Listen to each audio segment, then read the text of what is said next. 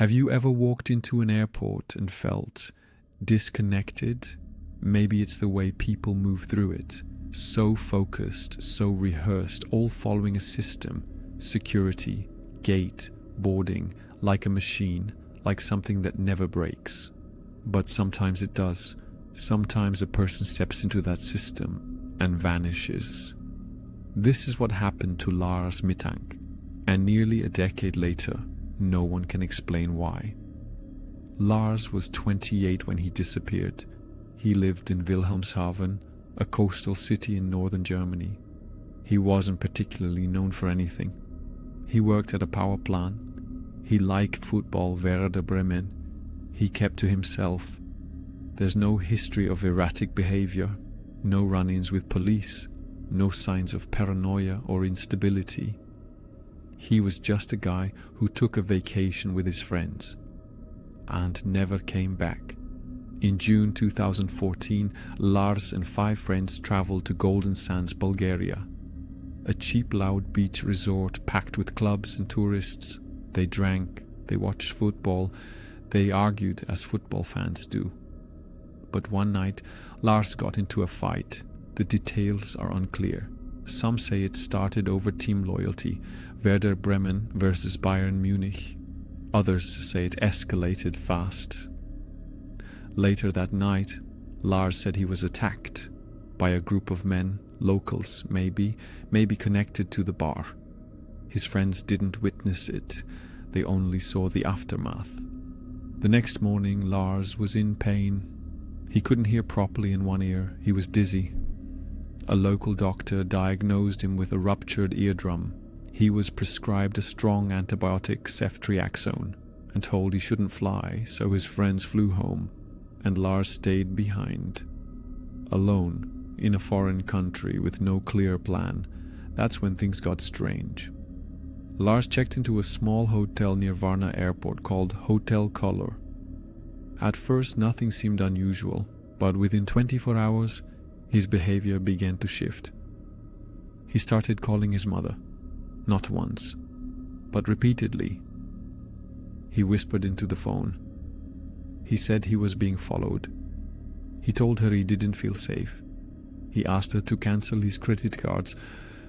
She asked why. He didn't answer. Hotel staff said he was acting anxious, pacing, looking over his shoulder. At one point, he left the hotel late at night. No explanation. Gone for hours. When he returned, something was different. He checked out. He left most of his belongings behind. Phone, wallet, luggage, all left in the room. He kept only his passport. And that's what he brought with him to Varna airport on the morning of July 8th. He was cleared to fly. A second doctor examined him at the airport and gave him the all clear. Said Lars was calm, cooperative, clear-headed, until someone else entered the room, possibly an airline employee. And then, without warning, Lars stood up, said, "I don't want to die," and ran. There's surveillance footage of what happens next. Lars sprints out of the airport medical office, past check-in counters, through a corridor, out the glass doors. He drops his bag, keeps running. He reaches a barbed wire fence, jumps it, and vanishes into a field bordering the woods.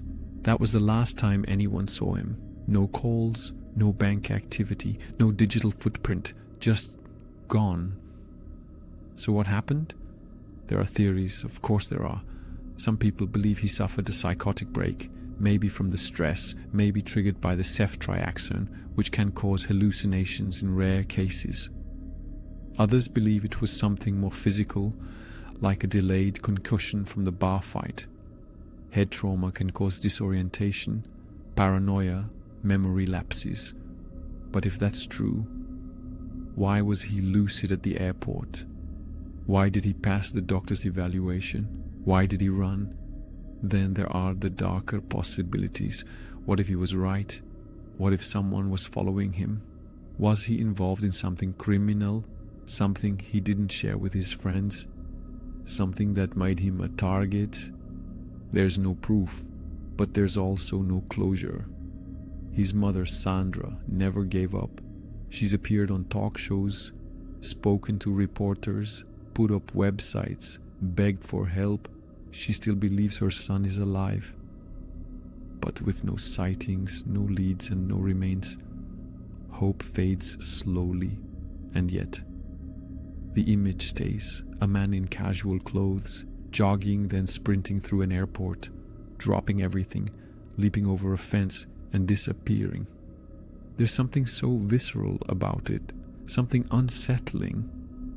You can't help but ask, what did he see? What was he running from? What made him think that was the only way out? And most of all, where did Lars Mittank go?